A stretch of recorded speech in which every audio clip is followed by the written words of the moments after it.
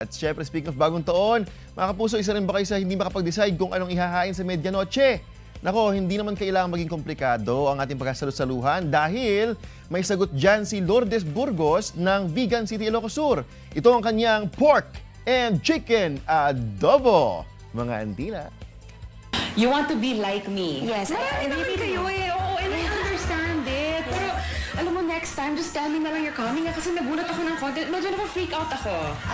Okay. Okay. And I'm just gonna put this back kasi I don't know what I can make with all of this. So, ibabalik ko na lang siya dito.